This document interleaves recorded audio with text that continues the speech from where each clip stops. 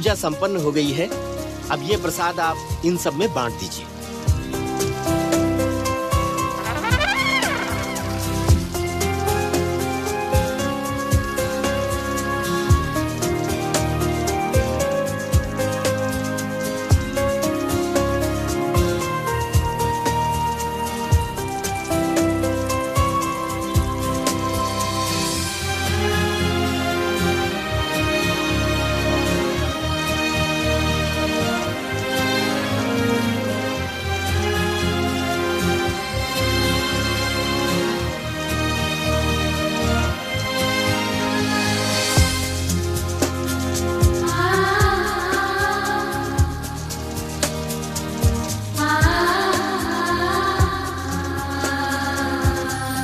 पागली माँ, अब नहीं। क्यों? ईशानी के साथ साथ पूजा तुमने भी कराई है, फिर मना क्यों कर रहे हो? वो एक्चुअली सर ने पूजा के लिए व्रत रखा हुआ है, तो सारा काम खत्म होने के बाद ही कुछ खाएंगे।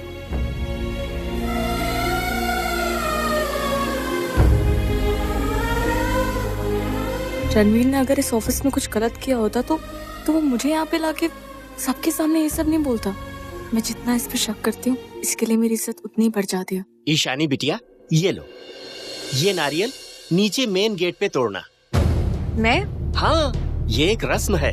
जो पूजा करवाता है वही जाकर के इसे मेन गेट पे तोड़ता है। अरे हाँ, चलो ना, मैं भी तुम्हारे साथ चलती हूँ। ले लो। नहीं ईशानी, रुको।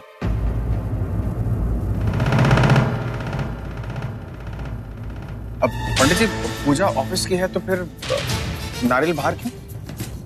बेटा, घर हो या ऑफिस हो, लक्ष्मी हमेशा दरवाजे से ही आती है। इसलिए ये नारियल दरवाजे पर ही तोड़ा जाता है, उनकी स्वागत के लिए। अरे लो ना। ठीक है, मैं साथ में चलता हूँ। जी।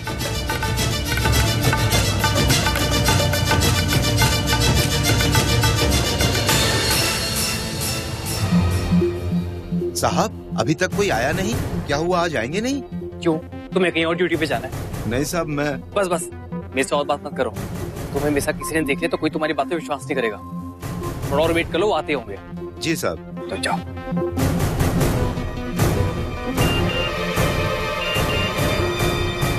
वो नीचे गेट पे आ रहे।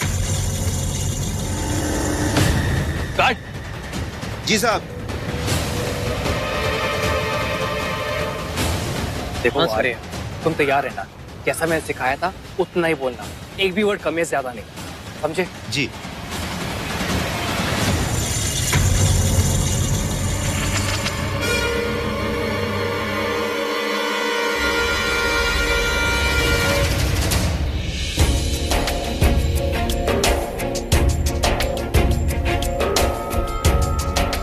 यहाँ पूजा की रस्म होने वाली है।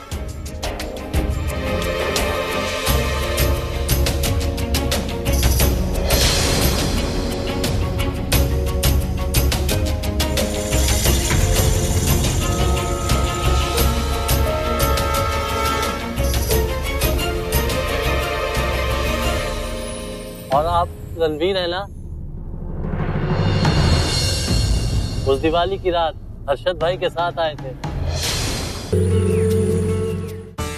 रणवीर, ईशानी, ये नारियल गेट पर तोड़िएगा और गाड़ी में बैठ के सीधे निकल जाइएगा, क्योंकि ये वास्तु पूजा है। पीछे मुड़ के मत देखिएगा, इसमें दोष लगता है। और आप लोग सभी कोई भी इन्हें पीछे से आवाज मत दीजिएगा। आइए।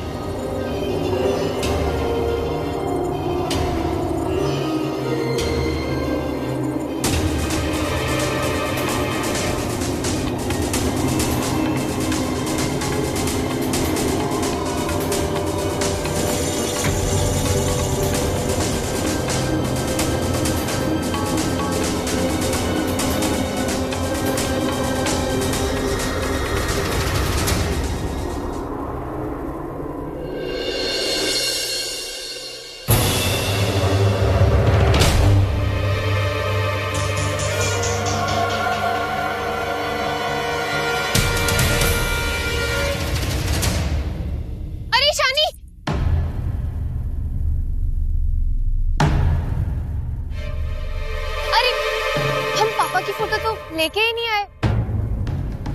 रणवीर ने इतने प्यार से बनवाई है तो हमें फोटो को घर ले जाना चाहिए ना, है ना? अरे हाँ, मैं लेके आती हूँ। अब नहीं ईशानी, तुम पीछे मुड़ के नहीं देख सकते। अब याद है पंडित जी ने कहा था कि पीछे मुड़ के नहीं देखना है। ओह सॉरी, मैं भूल ही गई। अब विशा सॉरी, ईशानी पीछे पलट के नहीं देख पाएगी। एक काम करो, वो फोटो तुम ही लेकर आ जाओ। मैं नहीं चाहता कि ऐसे मौके पर कोई भी अपशगुन हो। हाँ श्योर, मैं ही ले आती हूँ। Thank you. आओ ईशानी।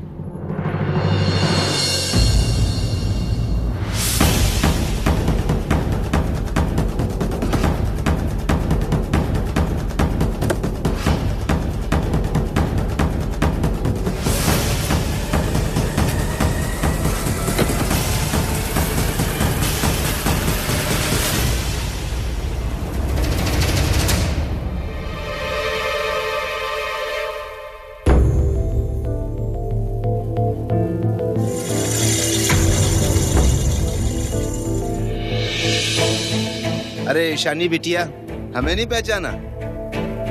हम आपके पापा के पुराने गार्ड। और आप रणवीर है ना?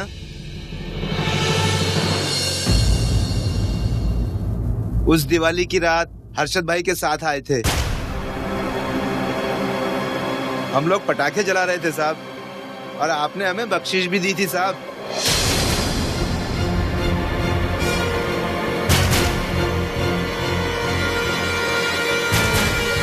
हर्षद भाई तो हम लोगों को छोड़कर चले गए साहब, और रणवीर साहब आप उस रात के बाद तो मिले ही नहीं। लेकिन साहब आज बहुत अच्छा लग रहा है, आप पूरे परिवार के साथ आए हैं। भगवान आपके परिवार को बनाए रखे। साहब आज बख्शिश नहीं देंगे? हाँ रुको।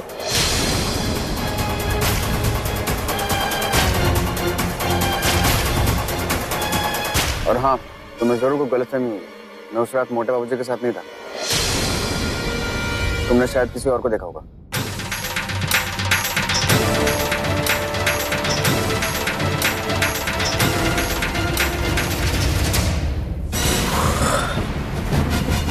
फाइनली ये काम हो ही गया।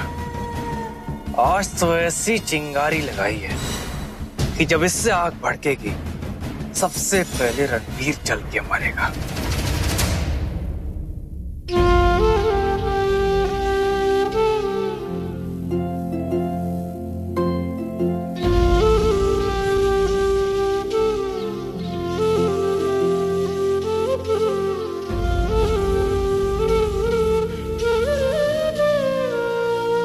रणवीर ने प्रॉपर्टी के पेपर्स वहां के नाम कर दिए।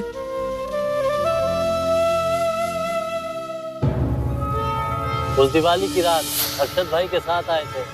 हम लोग पटाखे जला रहे थे साहब, और आपने हमें बख्शीश भी दी थी साहब। लेकिन वो गार्ड, उसने जो कहा वो मुझे उस गार्ड के पास जाके पूछताछ करनी चाहिए अब या नहीं?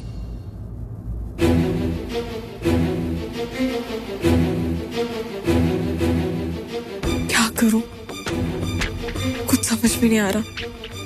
जब भी मेरा रणवीर की तरफ भरोसा बढ़ने लगता है तब कुछ ना कुछ ऐसा हो जाता है जिससे लगता है कि रणवीर ने मेरे पापा को मारा है। और एक बार को मैं चिराग की बात ना भी मानूं, लेकिन बाकी सब, वो डॉक्टर, वो गार्ड, वो सब के झूठ बोलेंगे। मैं क्या करूं? अभी भैया ने मुझे ऑफिस जाते जाते ये स्पेशली कहा है कि मैं उनके धर्मपत्नी का ख्याल रखूं। इसलिए मैं आपके खिदमत में इसलिए मैं आपके खिदमत में हाजिर हूँ। किस्मत में तो आपके भैया है। चलो नाश्ता है, चलो चलो चलो। हाँ भाभी, भैया आपसे बहुत प्यार करते, ऐसा प्यार जो मैंने सिर्फ सुना है। यस, ये ले लो चाय। आपको पता है भाभी, मुझे भी ऐसा इंसान चाहिए जो मुझसे बहुत प्यार करता हो और मेरा इतना ख्याल रखे ना कि मुझे लाइफ में दूसरी कोई फिक्र ही ना हो। इसलिए तो मैं करवा चौथ का व्रत रख रही हूँ, ताकि मुझे भी ऐसा ही बहुत प्यार करने वाला पति मिले। अरे भाभी, आपका फोन बज रहा है। तो मेरी बात मत सुनो, सिर्फ अपने दिल की सुनो। परेशानी मुझ पे नहीं तो आप बात कर लो, मैं अभी आती हूँ।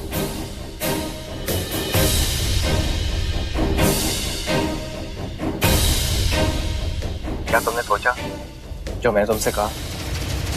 मेरी प्रॉपर्टी की पेपर जो रणवीर के पास है, क्या तुमने उसे ढूंढा? क्या तुम्हें रणवीर का गेम प्लान और मेरी इनोसेंस का प्रूफ मिला? कोई बात नहीं, अभी नहीं तो बहुत जल्दी मिल जाएगा, और फिर तो मेरा यकीन करके मेरे पास ही आओगी। गलत फहमी में जी रहे हो तुम, लेकिन मुझे कोई गलत फहमी नहीं है। तुम्हारे पेपर्स रणवीर के पास इसलिए नहीं है क्योंकि रणवीर ने तुम्हें चीट किया, बल्कि इसलिए क्योंकि वो तुमसे ज्यादा स्मार्ट है। ईशानी, तुम इस वक्त कंफ्यूज हो, अपने दिलो दिमाग की लड़ाई में तुम फंस गई हो। पर बहुत जल्द सब क्लियर हो जाएगा और तुम्हें रणवीर का सच पता चल जाएगा। सच ये है कि तुम रणवीर से जलते हो, इसलिए उसकी रेपुटेशन और उसकी इमेज को बर्बाद कर देना चाहते हो। ठीक है, तो मेरी बात मत सुनो, सिर्फ अपने दिल की सुनो।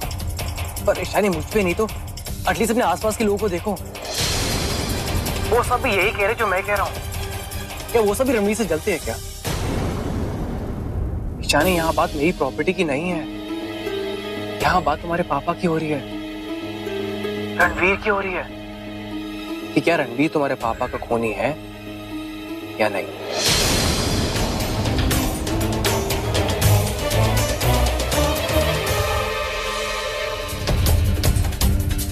तीर बिल्कुल निशाने पे लगा है।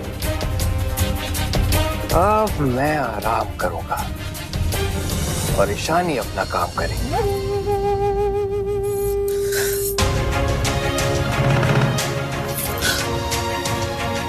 पागल हो जाओगे, कुछ समझ में नहीं आ रहा कि क्या सच है और क्या झूठ। दिल कुछ बोलता है, दिमाग कुछ और, घर के लोग कुछ और बोलते हैं और बाहर के कुछ और। मैं please God, please help me.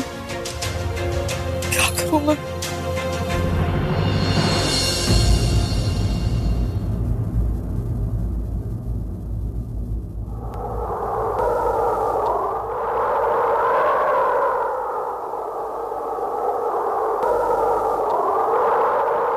I hate you, क्योंकि तुमने मेरे पापा का खून किया है।